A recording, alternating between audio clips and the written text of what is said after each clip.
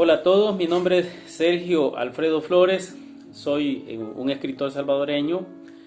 Este, este día pues quiero compartir con ustedes unas opiniones, una opinión personal acerca de una obra muy particular de un escritor salvadoreño. Me refiero pues a la obra de El Cristo Negro de Salarrué, Salvador Efraín Salazar Arrué, y que encierra pues una historia bastante simpática. Quiero compartir con ustedes algunos datos que puedan servir en la ilustración como obligación que tenemos, no solo en el ámbito académico, sino en el ámbito general, cultural, filosófico, de dar a conocer este tipo de contenidos que son altamente educativos. Bueno, primeramente voy a hacer uso de la computadora para poderme guiar en algunos puntos que he puesto y poder orientar mejor esta exposición. Primeramente quiero hacer mención de que es Salarrué, nuestro querido escritor, pintor, nació en Sonsonate en 1899 y murió en San Salvador en 1976. Trabajó en el campo de la literatura y las artes plásticas. Es un escritor reconocido, como ya lo dije. Es conocido por Salarrué, él así se firmaba, o así era el seudónimo que utilizaba. Fue una de las voces fundamentales de la literatura hispanoamericana por su concisión y fuerza en la recreación de la realidad de nuestro pueblo. Su identidad con el mundo del campesino salvadoreño y sus exploraciones en los asuntos esotéricos orientales, que prácticamente ese es el punto que quiero tratar en este día con ustedes, el punto de esotéricos orientales y de la ciencia ficción, han llevado a valorarlo como uno de los iniciados de la nueva narrativa latinoamericana y como destacado exponente de la cultura de nuestro querido El Salvador, que tanto queremos que cambie, que tanto queremos que mejore. Las obras de Salarrué, bueno, son varias y son, pero divinamente buenas. Está El Cristo Negro, que es la primera obra y es de la que vamos a hablar ahora, para ir en orden con el escritor y por respeto a su obra. El Señor de la Burbuja, Boyar Candal, Cuentos Fantásticos, Remontando el Uluán, Cuentos de Barro, Conjeturas en la Penumbra, Eso y Más, Cuentos de Cipote, Trasmayo, La Espada y otras narraciones, La Sed de Slim Bader, Catleya Luna y Mundo Nomacito. Bien, esta es parte de lo que es la biografía del escritor y su obra. Hoy vamos a tratar de que ustedes pues conozcan un poquito de lo que es este delgadito libro. Miren qué delgado es este libro. Es una novela y es una edición muy antigua ya, allá de los años creo que 70. Permítame, quiero ver la edición para que todos estemos sabedores de eso. Espérenme, parece que aquí está. La presente edición consta de 5.000 ejemplares, texto a la venta, el 10 puntos. Este libro se terminó de imprimir el 13 de octubre de 1981 en la Dirección de Publicaciones del Ministerio de Educación, San Salvador, El Salvador. Vamos a hablar de este libro. Bueno, para poder ambientarlo, vamos a hacer una pequeña sinopsis. No quiero ser demasiado extenso en la sinopsis porque sería de contar el libro, tan delgado que es que lo podría contar, pero no me interesa eso. Voy a tratar de hacer generalidades.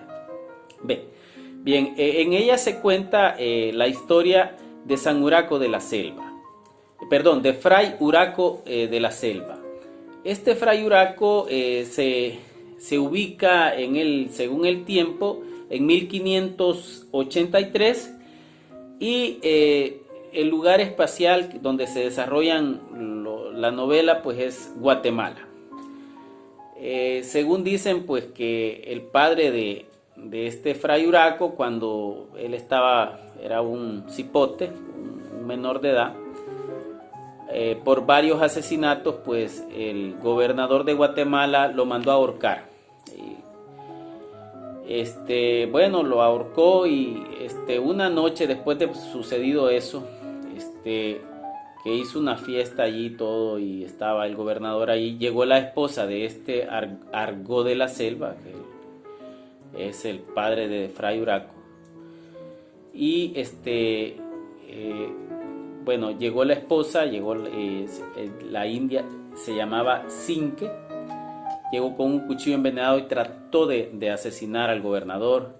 La apresaron y la asesinaron, y dicen que la cabeza la pusieron en una estaca.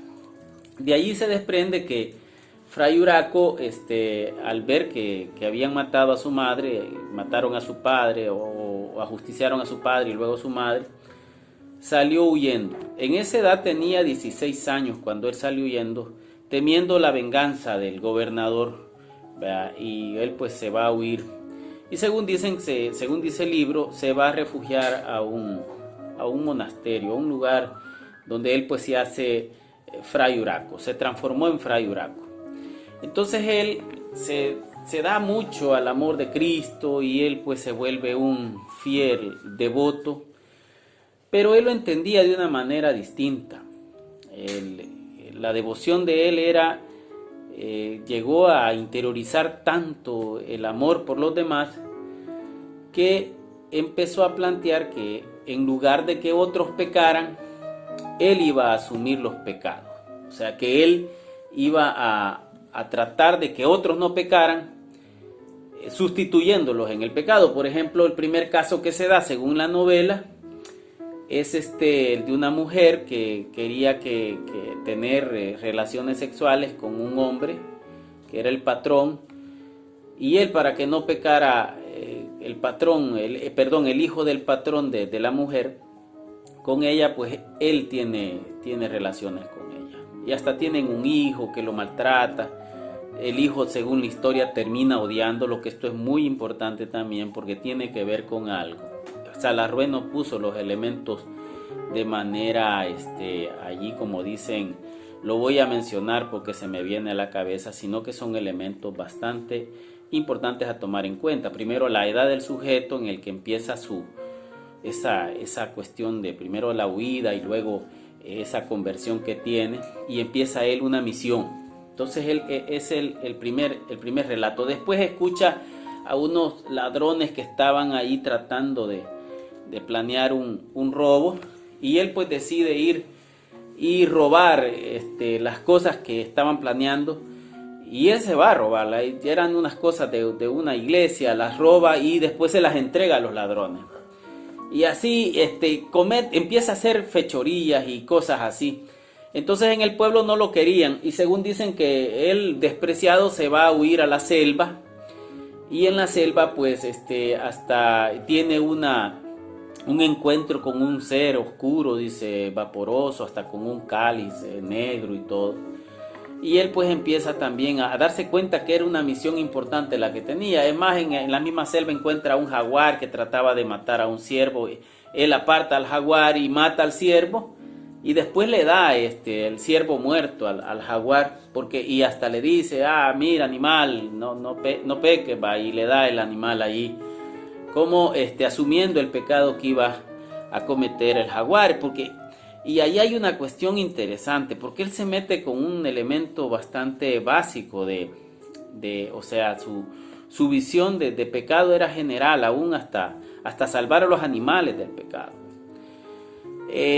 Pasan otras cosas que vale la pena que lean el libro para que se den cuenta, y hasta llega a curar a una mujer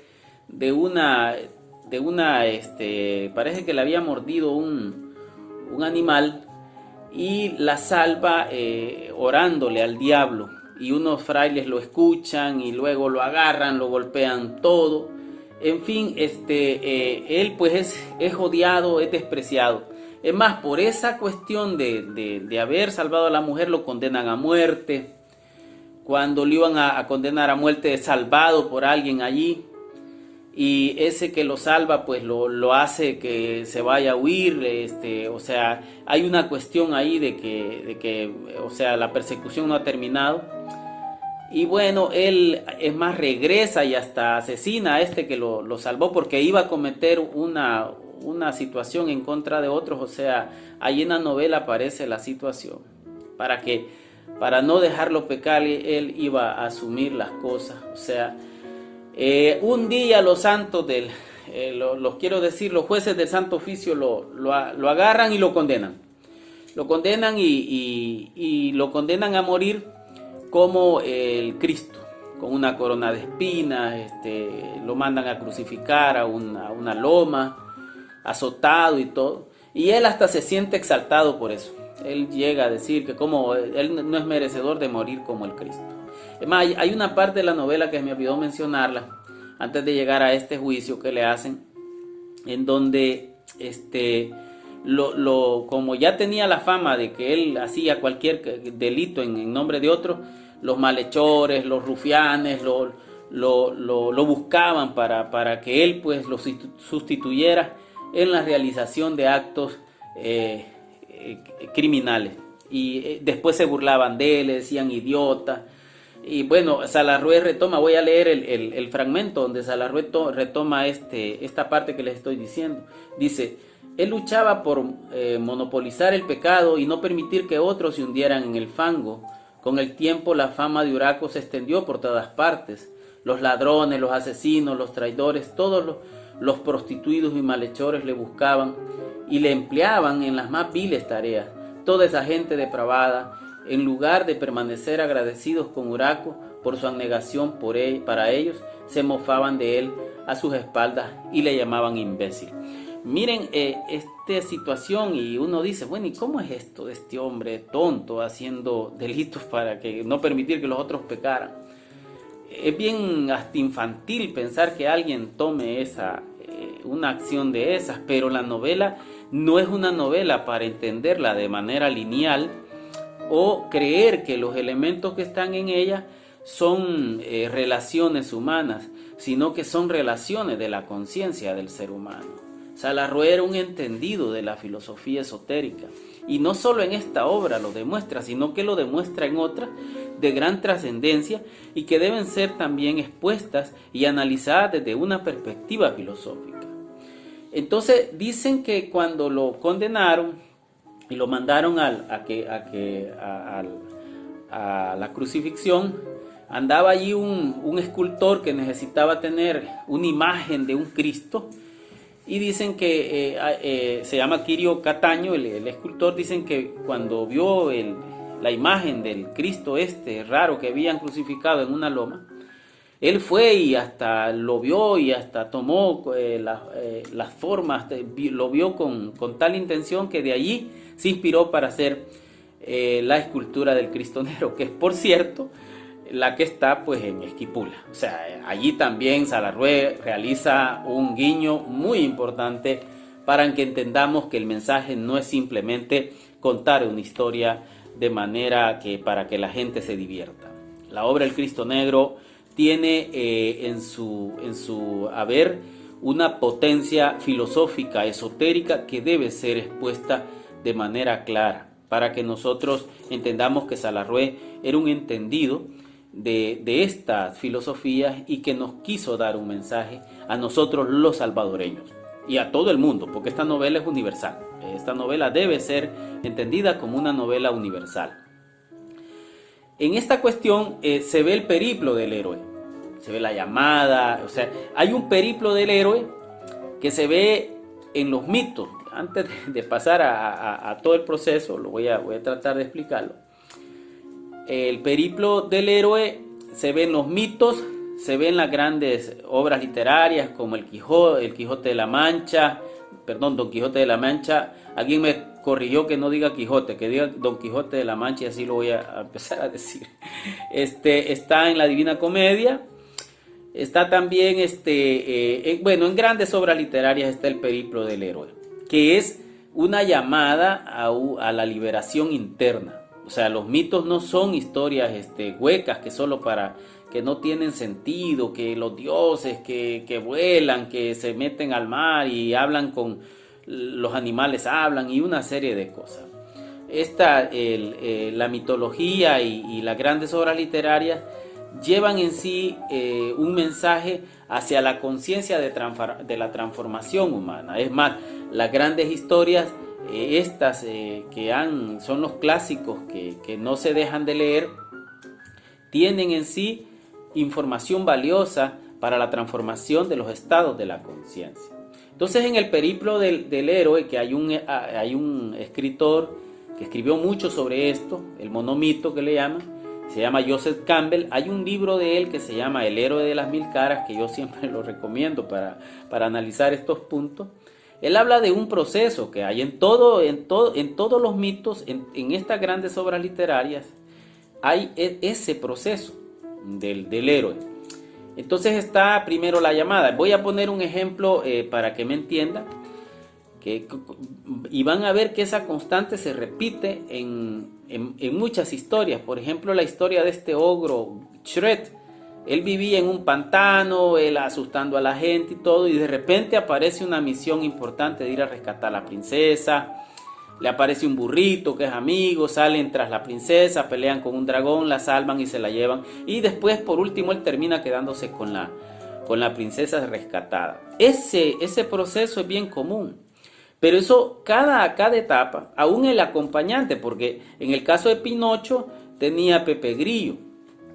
Y en el caso de otros cuentos, siempre hay un consejero, hay alguien que está allí diciéndole hacia dónde dirigir los pasos. Hay alguien que le corrige.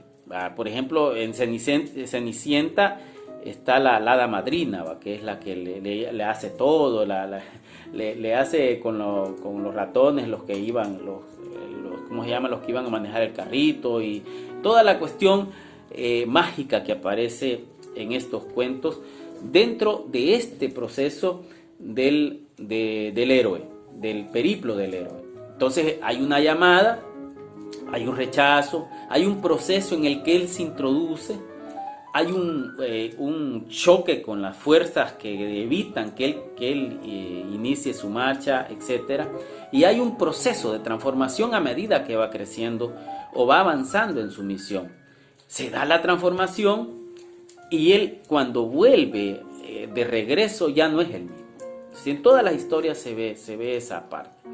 Pero esas historias, queridos amigos, tienen que ver con el proceso interno que cada uno de nosotros llevamos. O sea que esas grandes historias cuentan la historia misma de nosotros en nuestra vida.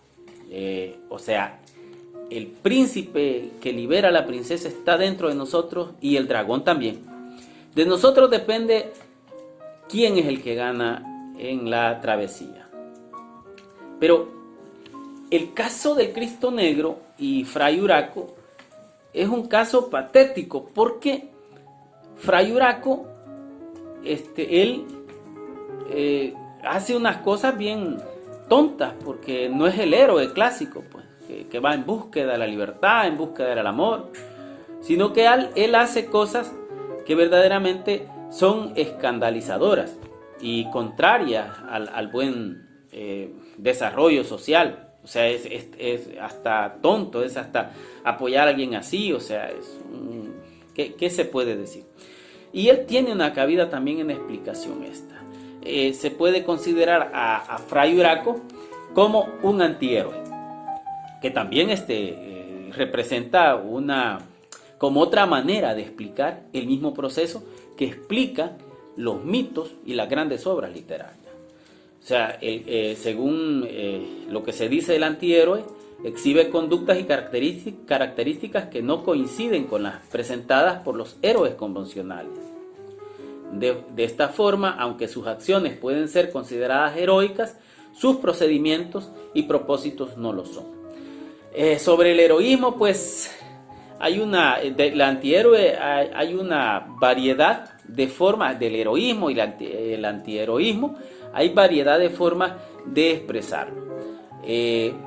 en Hollywood pues se han creado una gran versión de héroes y porque por lo general son antihéroes. ¿Por qué son antihéroes que prácticamente a veces, ¿cómo les diría? No llevan el mensaje del proceso de liberación de la conciencia que llevan los grandes mitos y las grandes obras literarias. Y incluyo a esta, es porque estos héroes que nos ha dado la tecnología con los grandes avances de efectos especiales, son héroes fríos, ridículos y despiadados, que no encarnan al héroe que libera los estados de la mente para fomentar una vida consciente y plena.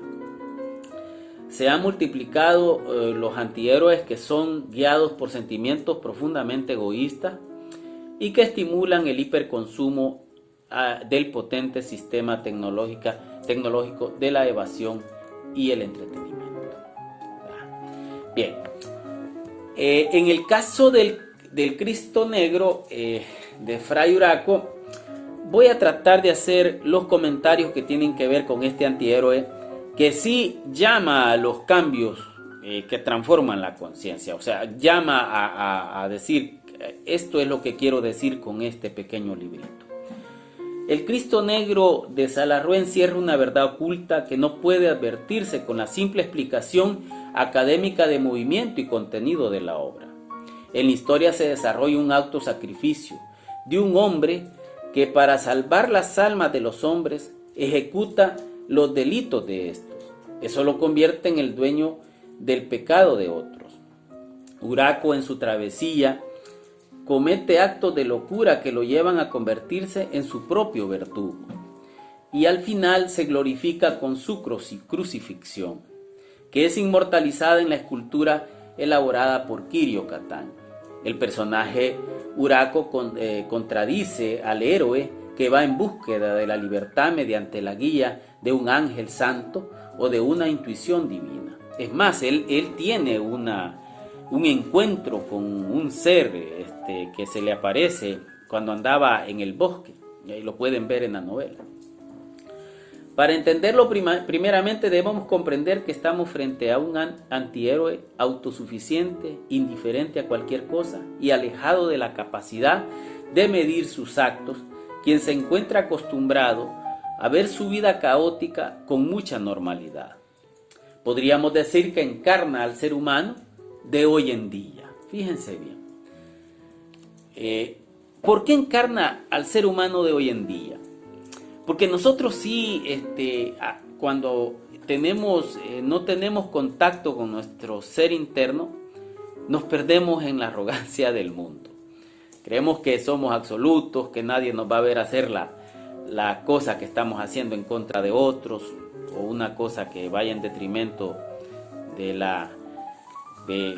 derecho, o qué sé yo, de alguna cosa que es nociva, pues. Y nosotros lo hacemos. Prácticamente vivimos llenos de contradicciones, y esas contradicciones nos hacen a veces asumir conductas que sí verdaderamente son antiéticas y antimorales. Por otra parte, Fray Uraco es un escandalizador de la sociedad. Sin embargo, en su misión hay una labor de amor hacia sus semejantes, y eso lo convierte en un héroe sufriente, que aunque se aleja de los valores heroicos y se le considera un perdedor por sus actos trágicos y malévolos, también de su actitud destructiva surge un goce, pues el sufrimiento es parte necesaria e ineludible en la construcción del hombre superior, que alcanza su naturaleza divina mediante la superación de sus estados animales inferiores. Uraco nos demuestra que nuestra naturaleza humana es altamente compleja, y cuando la conciencia de transformación estimula la escasa intuición del individuo profano, hundido en el materialismo, esta aparece no precisamente dentro de condiciones especiales, sino en el mundo oscuro de las sensaciones y los excesos. El sujeto se encuentra gobernado por un hedonismo galopante, el cual reina y mantiene un desorden mental emocional. Y dentro de esas condiciones no hay una distinción en qué es lo bueno y lo malo, pues todo depende de los estados de ánimo y los pensamientos erráticos dominantes. Esto propicia que el sujeto, cuando es empujado a hacer el bien, por su aún débil, óiganlo bien, esencia divina que todos tenemos,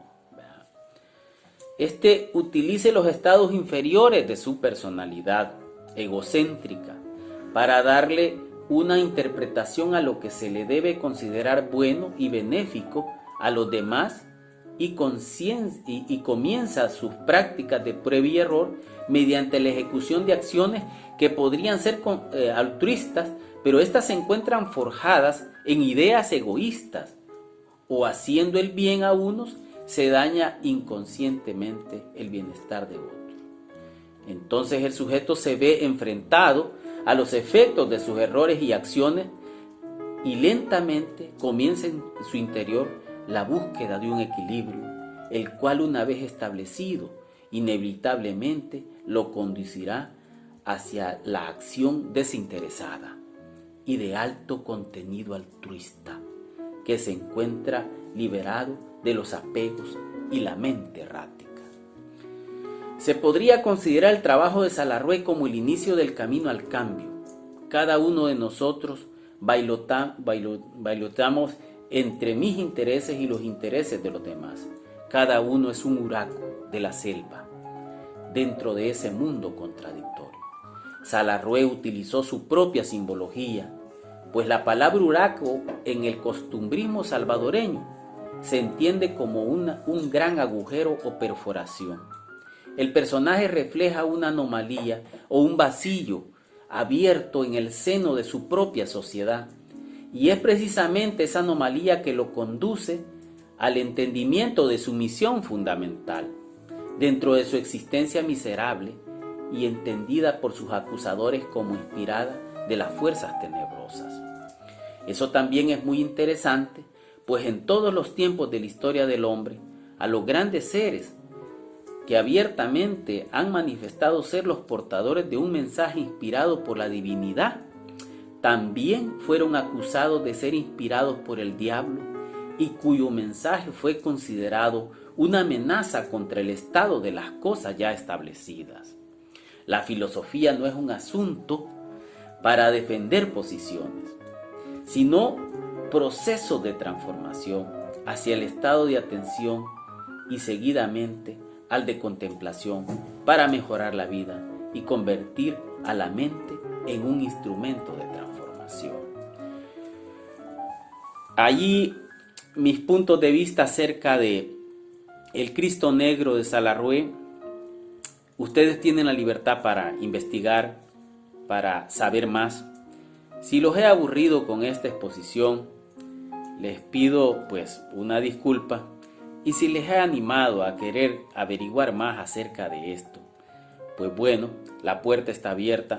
En la próxima librería que vayan, cuando les toque salir de su casa, pasen por el Cristo Negro, siéntense y les aseguro que en 30 minutos este libro está leído. Ahí encontrarán una bella historia. Muchas gracias amigos, pásenla bien y los mejores deseos para ustedes.